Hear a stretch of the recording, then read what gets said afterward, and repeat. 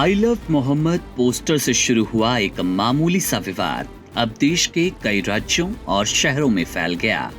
इस विवाद ने सामाजिक सौहार्द, धार्मिक भावनाओं और राजनीतिक बयानबाजियों के बीच एक गहरी खाई बना दी। ये कहानी शुरू होती है उत्तर प्रदेश के कानपुर से, जहां ईद ए मिलादुन्नबी के मौके पर निकाले गए एक जुलूस में आई लव मोहम्मद लिखा पोस्टर लगाया गया। ये पोस्टर वहां लगे धार्मिक बैनरों में से एक था, लेकिन कुछ हिंदू संगठनों ने इसे उकसावे की कार्रवाई मानते हुए विरोध जताया। पुलिस ने तुरंत प्रतिक्रिया देते हुए 25 युवाओं के खिलाफ एफआईआर दर्ज की और यहीं से विवाद की चिंगारी भड़क उठी। देखते ही देखते ये पूरा मामला कानपुर की गलियों से निकलकर महाराष्ट्र, गुजरात, उत्तराखंड, तेलंगाना और अन्य राज्यों के शहरों तक पहुंचा। कानपुर, भदोही, कौशाम्बी, हैदराबाद, मुंबई, बीड़, काशीपुर और गोधरा जैसे शहरों में हजारों लोग सड़कों पर उतरे और आई लव मोहम्मद के पोस्टर के समर्थन में प्रदर्शन किया। उनका कहना था कि ये नारा उनके धार्मिक विश्वास और अभिव्यक्ति की स्वतंत्रता का हिस्सा है और पुलिस की कार्रवाई संविधान में दिए गए उनके अधिकारों का उल्लंघन है।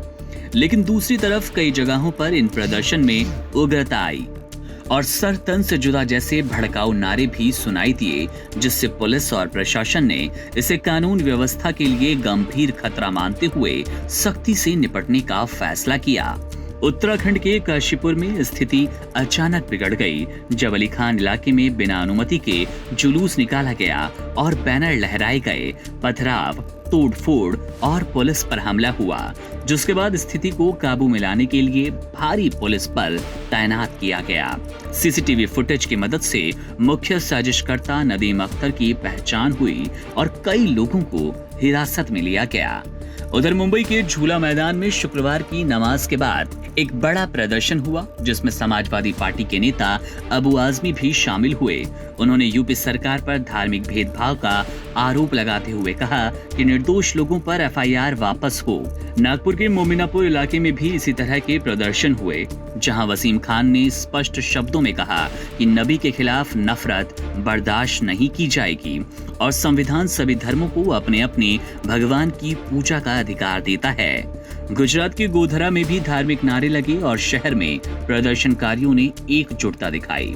भदोही और कौशाम्बी जैसे उत्तर प्रदेश के जिलों में सर तन से जुदा जैसे नारे एक बार फिर सामने आए, जिससे पुलिस को अतिरिक्त सतर्कता बरतनी पड़ी। बीड़ जिले में शुक्रवार की नमाज के बाद हुए प्रदर्शन को भी पुलिस ने तत्काल कार्रवाई कर नियंत्रित किया। इन सभी घटनाओं के बीच पुलिस और प्रशासन की प्राथमिकता कानून व्यवस्था बनाए रखना थी, लेकिन भीड़ की भावना और राजनीतिक हस्तक्षेप ने मामले को और अधिक जटिल बनाया।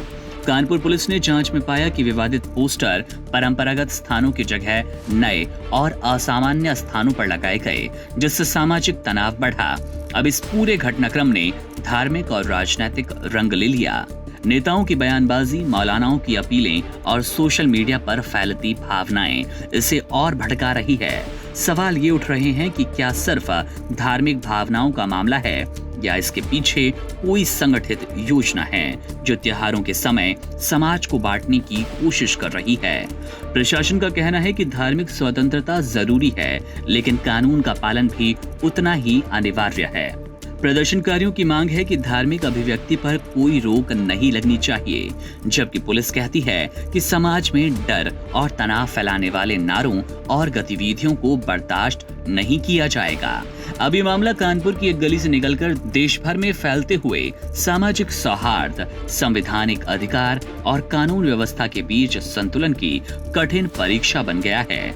ये सिर्फ एक पोस्टर का मामला नहीं, बल्कि अब सवाल बन गया कि धार्मिक भावनाओं और सार्वजनिक शांति के बीच रेखा कहां खींची जाए।